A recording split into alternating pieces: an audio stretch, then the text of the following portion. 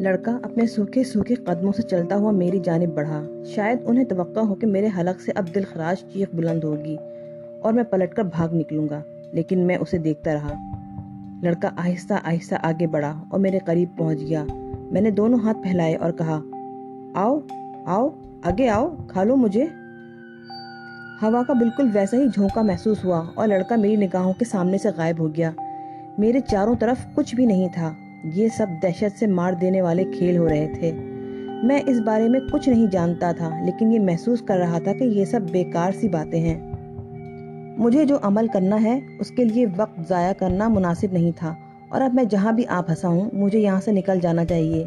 ایک ہی ذریعہ تھا میرے پاس۔ حقیقت یہ ہے کہ بڑا اعتماد تھا مجھے اپنے اس ذریعے پر۔ انسانی فطرت کے تحت کسی بھی غیر متوقع بات پر ایک لمحے کے لیے بدن میں ہلکی سی کپکپاہٹ بے شک دوڑ جاتی تھی، لیکن اس کے بعد وہ اعتماد بحال ہو جاتا تھا جو مجھے عطا کیا گیا تھا۔ میں نے شانے سے کمبل اتارا اور اسے اپنے گرد لپیٹ کر اپنے چہرہ اس میں چھپا لیا، اور میرا خیال بالکل درست ثابت ہوا۔ چند لمحات اسی طرح گزرے، اس کے بعد میں نے کمبل چہرے سے ہٹایا اور منظر بدلا ہوا دیکھا۔ حویلی کے بڑے دروازے کے قریب کھڑا ہوا تھا۔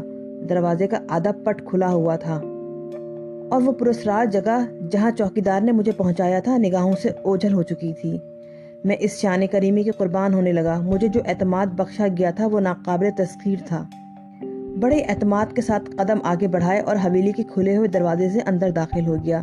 چھلاوے اور ارواح خبیثہ اپنی کوششوں میں ناکام ہو چکی تھیں اور مجھے اس سمت روانہ کر دیا گیا تھا جہاں آنا تھا۔ حویلی کی راہداریاں سنسان پڑی ہوئی تھیں۔ بے شک مجھے کسی رہنما کی ضرورت تھی جو مجھے بنسی راج تک پہنچا دے، لیکن شاید یہاں کے لوگ پر بھی خوف و ہراس طاری تھا۔ جیسا کہ اس چھلاوے نے مجھے بتایا تھا کہ وہ اکیلا نہیں رہتا، بہت سے رہتے ہیں۔ اس لحاظ سے حویلی میں رہنے والوں کا خون ویسے ہی خشک ہوتا رہتا ہوگا۔ یہی بڑی بات ہے کہ وہ اب بھی اس حویلی میں موجود تھے۔ غرض یہ کہ میں اپنی دھن میں آگے بڑھتا رہا اور پھر ایک ایسے کمرے کے قریب پہنچ گیا جہاں روشنی جھلک رہی تھی۔ گو یہ سب کچھ غیر مناسب عمل تھا، لیکن میں نے جان بوجھ کر ایسا نہیں کیا تھا۔ میں نے تو باقاعدہ چوکیدار کے ذریعے یہاں آنے کی کوشش کی تھی۔ اب چوکیدار کی جگہ کون تھا مجھے معلوم تھا۔ روشن کمرے کے دروازے کے سامنے رک کر میں نے دستک دی۔ اندر بے شک روشنی تھی، لیکن کوئی آواز نہیں سنائی دی۔ دوسری بار اور تیسری بار دستک دی تو اندر سے ڈری ڈری آوازیں سنائی دینے لگیں۔ پھر کسی نے انتہائی ہمت کر کے بھرائے ہوئے لہجے میں کہا، کون ہے کون ہے؟ آواز اس قدر ڈری اور سہمی ہوئی تھی کہ ایک لمحے کے لیے تو سمجھ میں بھی نہیں آئی کہ کسی مرد کی آواز ہے یا عورت کی۔ لیکن میں نے پھر دستک دی اور آواز سنائی دی، ارے کون ہے کون ہے؟ اور اس بار میں نے اس آواز کو پہچان لیا تھا۔ وہ بنسی راج ہی تھا جس کا دم نکلا جا رہا تھا۔ میں نے صاف لہجے میں کہا، دروازہ کھولو بنسی راج۔ مہاراج میں مسعود ہوں۔ تو کون بھائی کون؟ مسعود جس کے پاس تم مولوی حمید اللہ کے گھر ملنے گئے تھے۔ میرے ان الفاظ نے غالباً بنسی راج کے دل سے خوف دور کر دیا، بلکہ کچھ زیادہ ہی دور کر دیا۔ ہلکی سی گرنے کی آواز سنائی دی۔ یوں محسوس ہوا جیسے بنسی راج اپنی جگہ سے اٹھ کر بھاگا ہو اور کسی چیز سے ٹکرا کر گر پڑا ہو۔ پھر دروازے پر ہلکی ہلکی آہٹیں سنائی دیں اور ساتھ ہی کسی عورت کی ڈری ڈری آواز، ارے دیکھ تو لو، گردن نکال کر دیکھنا، پھر دروازہ کھولنا۔ یقیناً بنسی راج کی دھرم پتنی ہوگی۔ بنسی راج نے تھوڑی سی جھری کی اور مجھے دیکھنے لگا۔ میں نے آہستہ سے کہا، بنسی راج میں ہی ہوں۔ میں نے تم سے حویلی آنے کا وعدہ کیا تھا نا؟ ہاں مہاراج آ جائیے بنسی راج نے کہا اور پورا دروازہ کھول دیا۔ بڑی سی مسحری کی ایک گوشے میں سفید ساڑی میں ملبوس ایک عورت سکڑی سمٹی بیٹھی ہوئی تھی۔ اس کے چہرے پہ خوف و دہشت کے آثار منجمد تھے اور آنکھوں سے انتہائی ہراس ٹپک رہا تھا۔ بنسی راج نے تیز روشنی جلا دی اور عورت آنکھیں پھاڑ پھاڑ کر مجھے دیکھنے لگی۔ میں نے آنکھیں بند کر کے گردن خم کرتے ہوئے کہا، معافی چاہتا ہوں اس وقت آنے کی، لیکن یہی وقت میرے لیے مناسب تھا۔ ارے مہاراج پدھاریے، بھگوان کی سوگند آپ کے بارے میں نہ جانے کیا کیا سوچتا رہا ہوں میں نے پورا دن انتظار کیا، اب تک انتظار کرتا رہا ہوں میں۔ من ٹوٹ گیا تھا اور میں اپنی دھرم پتنی سے کہہ رہا تھا کہ شاید بھگوان نے ہماری تقدیر میں کوئی اچھائی نہیں لکھی ہے، ورنہ مہاراج مسعود ضرور آ جاتے۔ بنسی راج نے مخصوص بناوٹ کی ایک قیمتی کرسی اٹھا کر میرے سامنے رکھ دی اور میں بیٹھ گیا۔ یہ میری دھرم پتنی چندراوتی ہے مہاراج، بہت دکھی ہے، یہ تینوں بیٹوں کا دکھ بھوگ رہی ہے۔ برا مت ماننا بنسی لال، تم نے بھی تو بہت سی ماؤں کو ان کے بیٹوں کا دکھ دیا ہے، کرنی کا پھل تو ملتا ہی ہے۔ نہ مہاراج نہ، ایسا مت کہو، بڑی آس لگا رکھی ہے ہم نے۔ ارے انیائے میں نے کیا ہے، بھگوان کی سوگند کوڑی ہو جاؤں، سانپ بچھو لپٹ جائے میرے شریر سے، آنکھیں بہہ جائیں پانی بن کر، جو بھی سزا ملے مجھے مل جائے، بھگوان میرے بیٹوں اور بیٹیوں کو بچا لے، سمے لوٹ آئے اور میں اپنے سارے پاپوں کا پراشچت کر لوں۔ کچھ ایسا ہو جائے مہاراج، وہ بچ جائیں بس، اب کوئی اور دکھ مجھ سے نہ سہا جائے گا۔ وہ بلک بلک کر رونے لگا، ایسا کرب تھا اس کی آواز میں کہ میں کانپ کر رہ گیا۔ یہ پچھتاوا تھا، ندامت تھی، اب کچھ اور کہنا میرے لیے مناسب نہیں تھا۔ میں نے تم سے وعدہ کیا تھا بنسی راج، پورا کرنے آ گیا، دل چھوٹا نہ کرو، اللہ مالک ہے، میں کوشش کروں گا۔ بڑی دیا ہوگی مہاراج، بڑی دیا ہوگی، چلتا ہوں، حویلی میں رک جاؤ بھگوان، ہمیں ڈھارس ہو جائے گی، بنسی راج نے ہاتھ جوڑ کر کہا۔ پھر آؤں گا بنسی راج، ضرورت پڑنے پر پھر آؤں گا۔ میں اٹھ گیا۔ بنسی راج مجھے حویلی کے باہر تک چھوڑنے آیا تھا، میری منت سماجت کرتا رہا، میں اسے دلاسے دے کر آگے بڑھ گیا۔ مسجد تک واپسی میں کوئی واقعہ پیش نہیں آیا، حجرے میں تاریکی تھی، میں درخت کے نیچے اپنے ٹھکانے پر آ گیا۔ مختصر وقت میں بڑے انوکھے واقعات پیش آئے تھے، بے شک وہ ارواح خبیثہ تھیں، لیکن ان کے ساتھ بھی تو ظلم ہوا تھا، ان سب نے بنسی راج کی حویلی میں بسیرا کر لیا تھا اور وہ اپنا انتقام لینا چاہتی تھیں۔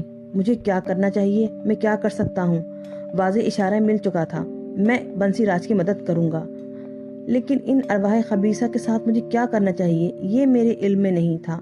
نیند آنکھوں سے دور ہو گئی تھی، اتنا اندازہ ہو گیا تھا کہ بنسی راج کے ہاتھوں چوٹ کھائے ہوئے آصف میری طرف سے ہوشیار ہو گئے تھے، جس کا ثبوت مجھے حویلی میں داخل ہوتے ہی مل گیا تھا۔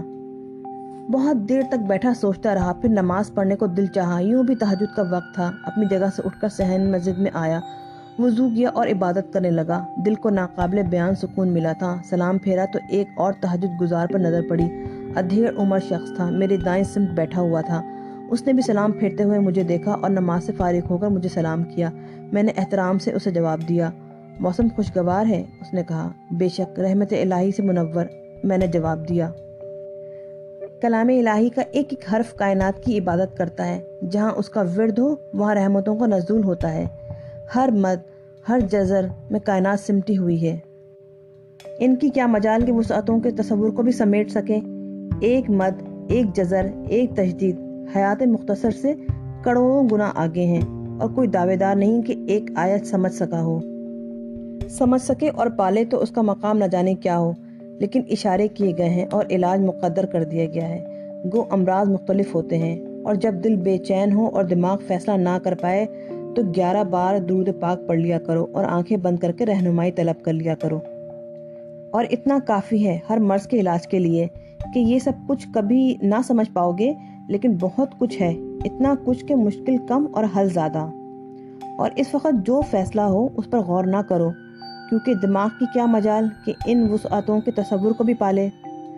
اچھا، سپرد رحمت، السلام علیکم۔ وہ صاحب اٹھے اور صحن مسجد کے باہر جانے والی سیڑھیوں کی طرف بڑھ گئے۔ میرے منہ سے بلند آواز میں سلام کا جواب نکلا تھا، اور بس یوں لگا جیسے خواب سے آنکھیں کھل گئی ہوں۔ پھر ایسا محسوس ہوا جیسے کائنات کے خزانے سامنے بکھر گئے ہوں، ہر شے جواہرات کی طرح جگمگانے لگی۔ اتنی خوشی ہو رہی تھی کہ الفاظ کی گرفت میں نہیں لا سکتا۔ وہاں سے اٹھ آیا، درخت کے سائے سے الگ ہو کر زمین پر 2 زانوں بیٹھا اور درود شریف پڑھنے لگا۔ دماغ نے تصور دیا کہ گناہ کو تائید شیطانی حاصل ہے اور شیطان کو شیطانیت کی قوت حاصل ہے، اسے لاہور سے ہی بھگایا جا سکتا ہے، لیکن اس کی زیارت کا خاتمہ عمل سے گزر کر ہوتا ہے، اور عمل یہ ہے کہ اس کفر زادے کو اہل خاندان کے ساتھ دریا پار کرا دیا جائے، اور دریا پار اس کا گھر ہے، یہاں اس عمل کا اختتام ہو چکا ہے، لیکن کسی کو نہ چھوڑا جائے، اور دریا پار اس کا گھر ہے، یہاں اس عمل کا اختتام ہو چکا ہے، لیکن کسی کو نہ چھوڑا جائے۔ سو وہ جو مظلوم ہے کچھ طلب کرے گا، اس کی طلب اسے دینا ضروری ہوگا، جسے عقل قبول نہیں کرے گی۔ لیکن کھٹاک کی آواز آئی، اور جیسے ایک روشن خانہ بند ہو گیا، بالکل ویسے ہی جیسے بجلی کا بلب بجھا دیا جائے، لیکن مجھے رہنمائی مل گئی تھی۔ اس سے زیادہ وضاحت اور کیا ہوتی؟ ایک ناواقف کو جس طرح نوازا گیا تھا، اس کے لیے سجدہ شکر کے سوا اور کیا ہو سکتا تھا، اور سجدہ کر کے جینا بھرا، یہاں تک کہ مولوی حمید اللہ آ گئے۔ فجر کا وقت ہو گیا مسعود میاں، انہوں نے شفقت بھرے لہجے میں کہا۔ میں اٹھ گیا۔ سبحان اللہ، اللہ تعالیٰ جوانی کی اس عبادت کو قبول فرمائے۔ میاں نماز کے بعد باتیں ہوں گی، اذان کہہ دوں؟ وقت ہو گیا ہے۔ وہ مسجد کے مینار کی طرف چل پڑے۔ میں اس طرح تازہ دم تھا جیسے جی بھر کے سویا ہوں، خمار کا نشان بھی نہیں تھا۔ اذان ہوئی، نمازی آئے، مجھ سے بہت ہی محبت سے ملے، پھر فراغت ہو گئی۔ مولوی صاحب چائے لے آئے، مجھے پیش کی اور خود بھی لے کر بیٹھ گئے۔ رات بہت دیر تک جاگتا رہا تھا۔ کس وقت واپسی ہوئی؟ دیر ہو گئی تھی۔ حویلی مل گئی تھی؟ جی ہاں۔ اور بنسی راج لال؟ وہ بھی مل گیا تھا؟ کچھ اندازہ لگایا؟ ہاں حمیداللہ صاحب ظالم انسان تھا، خود پر بیتی تو آنکھ کھلی، مگر بہت نقصان اٹھا چکا تھا۔ اللہ رحم کرے، جو کیا ہے بھر رہا ہے۔ مشکل فلسفہ ہے حمیداللہ صاحب، کیا اس نے ہے، لیکن اس کے 3 بیٹوں کو بھگتنا پڑا۔ ہاں میاں، باپ کا گناہ اولاد کے سامنے آتا ہے۔ یہ غلط ہے، میں نے کہا۔ کیوں؟ حمیداللہ صاحب چونک کر بولے۔ عقل تسلیم نہیں کرتی، مگر سامنے کی بات ہے، ہمارے آپ کے سامنے کی بات ہے، عقل اس کی نفی کرتی ہے۔ مجھے سمجھاؤ۔ میرا خیال میں گناہ کی سزا صرف گناہ گار کو ہی ملتی ہے، اس گناہ گار کو جو اللہ کا مجرم ہے، اور اللہ سچا منصف ہے۔ جو دنیا سے گئے ان کی زندگی اتنی ہی تھی، مگر مجرم کو اس وقت تک ان کی جدائی کا غم برداشت کرنا پڑے گا جب تک وہ زندہ ہے۔ میں نے کہا نا، مشکل فلسفہ ہے، حتمی بات کہنا مشکل ہے، خدا ہی بہتر جانتا ہے۔ اس کہانی کے بارے میں کیا خیال ہے؟ کہانی تو سچ ہے، اور وہ روح خبیث حویلی ان سے بھری ہوئی ہے جو اس کے ہاتھوں نقصان اٹھا چکے ہیں۔ انہوں نے حویلی کو حصار میں لیا ہوا ہے۔ بالکل درست کہتے ہیں، کئی واقعات ہو چکے ہیں۔ کیسے؟ بنسی راج نے ہندوستان بھر سے سادھو، پنڈت اور جوگی بلائے، زر و جواہر کے انبار لگا دیے ان کے سامنے، ہر کوشش کی، مگر کچھ نہ ہوا، بلکہ ان سب کو نقصان ہوا۔ مہاشے درگا داس تو ابھی کچھ دن پہلے ہی مرے ہیں۔ یہ کون تھے؟ گیانی دھیانی تھے، الہ آباد سے آئے تھے، حویلی میں جاپ کیا، 3 بار اٹھا کر پھینکے گئے، چوٹیں لگیں، باز نہ آئے، یہاں تک کہ پاگل ہو گئے۔ ننگ دھڑنگ دھونی پور کی گلیوں بازاروں میں بھاگے پھرتے رہتے تھے۔ بچے درگا بابلا کہہ کر پتھر مارتے تھے۔ الہ آباد سے ان کے گھر والے انہیں لے گئے، مگر 2 مہینے کے بعد پھر واپس آ گئے۔ اس کے بعد کئی مہینے یہاں رہے۔ تھوڑے دن قبل لال تلیا میں ان کی لاش تیرتی ہوئی ملی، اسی سرکٹے کا شکار ہو گئے تھے۔ اوہ افسوس، میں نے کہا۔ کیا ارادہ ہے مسعود میاں؟ انشاءاللہ سب ٹھیک ہو جائے گا، کچھ کام کرنا پڑے گا۔ اللہ کامیاب کرے، امان میں رکھے، حمیداللہ صاحب خلوص سے بولے، لیکن کچھ تشویش بھی تھی ان کے لہجے میں۔ دوپہر کو دوبارہ بنسی راج کی حویلی میں پہنچا۔ بنسی راج موجود تھا۔ راستے میں اچھا خاصا مجمع میرے ساتھ حویلی پر جا کر منتشر ہوا۔ بنسی راج نے ہاتھ جوڑ کر میرا استقبال کیا۔ کہیے بنسی جی، سب خیریت رہی؟ نہیں مہاراج، رات تو بڑی دھما چوکڑی رہی۔ کیا؟ میں نے چونک کر پوچھا۔ بڑا ادھم مچا ہے رات کو، آگ کے گولے گرے حویلی پر، خوب شور مچا، کئی نوکر بھاگ گئے، میرے کمرے کا دروازہ اکھاڑ کر پھینک دیا، 4 فانوس توڑ دیے گئے، چیخیں اور آوازیں سنائی دی۔ کوئی جانی نقصان تو نہیں ہوا؟ نہیں مہاراج، مگر اب کچھ اور مشکلیں نظر آ رہی ہیں۔ کیا؟ نوکر اب کوئی نہیں ٹکے گا یہاں۔ آپ کے دونوں بیٹے کہاں ہیں؟ ونود اور راجیش یہی ہیں۔ پہلے تو وہ نہیں ڈرے تھے، مگر اب پیلے پڑے ہوئے ہیں۔ بیٹیاں؟ وہ سسرال میں ہیں۔ کہاں؟ ایک دلی میں، دوسری جے پور میں۔ انہیں تو کوئی نقصان نہیں پہنچا کبھی؟ نہیں، بھگوان کی دیا ہے۔ یہاں آس پاس کوئی ندی ہے؟ نیما ندی ہے، بڑی مشہور ہے۔ اس کے پار آپ کی کوئی حویلی ہے؟ سونا باغ ہے ہمارا، سونا باغ میں پورن نے حویلی بنائی تھی۔ اس کی موت کے بعد ہم وہاں نہیں گئے۔ پورن آپ کا بیٹا تھا؟ ہاں، بنسی راج نے بھاری آواز میں کہا۔ ہمیں وہاں چلنا ہے۔ ہیں؟ کب؟ جو وقت بھی آپ بتائیں، جلد سے جلد۔ آپ حکم دیں مہاراج، تیارے کر لیں، آج ہی چلیں۔ نوکر کو کھتوریا ماجھی کے پاس بھیجے دیتا ہوں، ناؤ تیار کر لے، میری اپنی ناؤ ہے، بھیج دیں، اور اپنے گھر والوں کو تیار کر لیں۔ کسے کسے لے چلنا ہے مہاراج؟ دونوں بیٹوں، آپ کی بیوی اور بہن۔ ہرناوتی؟ بنسی راج چونک کر بولے۔ ہاں، اس کا بھی جانا ضروری ہے، آپ یہ ہدایت دے دیں اور پھر مجھے اس سے ملائیں۔ ٹھیک ہے مہاراج، بنسی راج نے کہا۔ مجھے وہیں انتظار کرنا پڑا، پھر بنسی راج مجھے لے کر ہرناوتی سے ملانے چل پڑا۔ हवेली का यह हिस्सा खंडर बना हुआ था। एक कमरे में हरनावती मौजूद थी। सफ़ेद साड़ी में एक पाकीज़ा चेहरा चमक रहा था। उसने बड़े नरम लहजे में कहा, ये कौन है भैया जी? मेरे दोस्त हैं हरना। लगते तो नहीं हैं, वो बोली। हमें लेने आए हैं। कहाँ ले जाएंगे? उसने मुझे देखते हुए कहा। सब जा रहे हैं, तुम्हें भी चलना है हरनावती, मैंने कहा। मेरी कैद ख़त्म हो गई? तू कैद कहाँ थी हरना? मैं ही अंधा हो गया था, पागल हो गया था, मगर अब, बंसीराज ने सिसक कर कहा। पराए पीर जानो सो माने। ले चलो जहाँ मन चाहे, हम अपने में हैं ही कब, उसने उदासी से कहा। बंसीराज ने नौकर को कश्ती के इंतजाम के लिए भेज दिया था। उसकी वापसी का इंतजार था। मैं हरनावती से मिल चुका था। कोई ख़ास बात नहीं थी, बस मुलाजिम बहुत देर में आया। कतूरिया हरियापुर गया था महाराज, देर में आया है, मैं इसका इंतज़ार कर रहा था। आ गया? हाँ, नाव तैयार कर रहा था। कहता है महाराज घाट आ जाएं, नैया तैयार मिलेगी। मुलाजिम शाम को 6 बजे वापस आया था। सूरज ढल चुका था। हम लोग घाट चल पड़े। वहां तक पहुंचते पहुंचते सूरज छुप गया। बंसीराज, इसके दोनों बेटे, बीवी और हरनावती मेरे साथ थे। मेरी हिदायत पर किसी मुलाजिम को नहीं लिया गया था। घाट पर बड़ी सी कश्ती डोल रही थी। उस पर बादबान बांध दिया गया था। बंसीराज करीब आ गया। उसने इधर उधर देखा। विनोद ने रस्सी खींचकर कश्ती को किनारे लगाया और औरतों को सहारा देकर कश्ती पर उतार दिया गया। ये खतौरिया कहाँ मर गया? वैसे ही रात हो गई। इस वक्त खतौरिया खेत संभाले दौड़ता हुआ नजर आया। विनोद ने खुद भी कश्ती में बैठते हुए उसे डांटा। कहाँ चला गया था रे तू? जल्दी कर, खूंटा खोल। देर कर दी बेवकूफ ने। खतौरिया ने खूंटा खोला, रस्सी लपेटकर बादबान में फेंकी और खुद कश्ती में कूदकर बादबान का रुख बदलने लगा। कश्ती पानी में आगे बढ़ने लगी। सोना बाग सोने का बाग कहलाता है। कुछ भी लगवा दो, ऐसी फसल होती है वहाँ कि कहीं नहीं होती। आम, नारियल और पपीता। सोना बाग सोने का बाग कहलाता है। कुछ भी लगवा दो, ऐसी फसल होती है वहाँ कि कहीं नहीं होती। आम, नारियल और पपीता तो इतना उगता है कि बस, मगर उसे लगाने वाला ना रहा। पिताजी, इन बातों को याद ना करें, राजेश ने कहा। जब से पूरन ने संसार छोड़ा है, मैं आज इस बाग में जा रहा हूँ, बंसीराज दर्द भरे लहजे में बोला और इसकी मासूम पत्नी सिसकने लगी। पिताजी, राजेश ने एहतजाजी लहजे में कहा। कैसे भूलूं उसे, कैसे भूल जाऊं अपने 3 हाथियों को, कैसे भूल जाऊं? वहीं जा रहा हूं, एक एक चीज से उनकी याद बरसती है। मैंने अफसुदा नजरों से सबके चेहरे देखे। आखिर में मेरी नज़र हरनावती की तरफ उठी। वो मुस्कुरा रही थी। एक पुरस्कार मुस्कुराहट उसके लबों पर खेल रही थी। उसकी आंखें अजीब से अंदाज में चमक रही थीं। वो आहिस्ता से बड़बड़ाई, कौन भूलता है? कोई नहीं भूलता।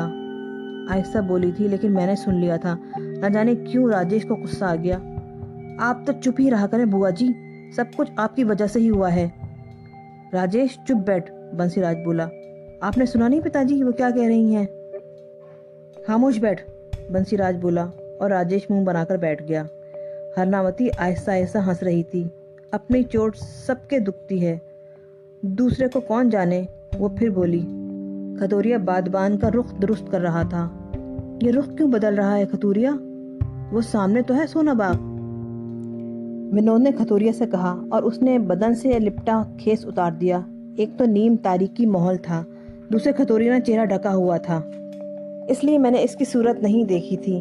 खेस उतारने से इसका चेहरा नजर आया, काला स्याह चेहरा, खून की तरह सुर्ख आंखें, मगर यह स्याह चेहरा बिल्कुल जला हुआ मालूम हो रहा था। मैंने खतौरिया को देखा भी नहीं था, हो सकता है वो ऐसा ही हो। लेकिन अचानक पूरी कश्ती में चीखें गूंजने लगीं। बंसीराज की बीवी ने चीख कर अपने दोनों बेटों को सीने से लिपटा लिया।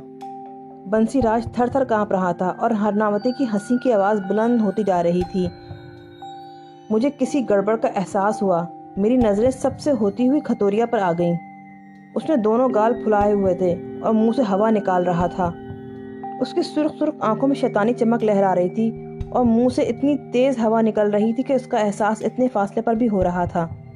मैंने गौर किया तो ये अंदाज़ा हुआ कि यह हवा बादबान में बढ़ती जा रही है और कश्ती की रफ्तार भी तेज़ होने लगी है। सूरत हाल पूरी तरह समझ में नहीं आई थी, लेकिन कुछ कुछ अंदाज़ा हो रहा था। मैंने बंसीराज के बाजू पर हाथ रखते हुए कहा, ये कौन है? बंसीराज ने खौफजदा निगाहों से मुझे देखा और फिर इसके मुंह से डरी डरी आवाज़ निकली, हीरा, हीरा।